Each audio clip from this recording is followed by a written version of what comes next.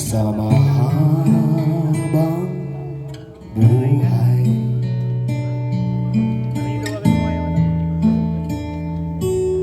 Nagsumpaan sa may kapal, walang iwanan, tag-init o tag-ulan.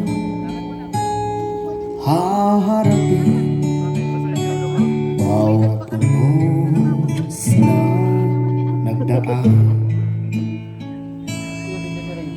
Sana'y di magmaliw ang pagtingin kay daling sabihin, kay hirap gawin sa mundong walang katiyakan.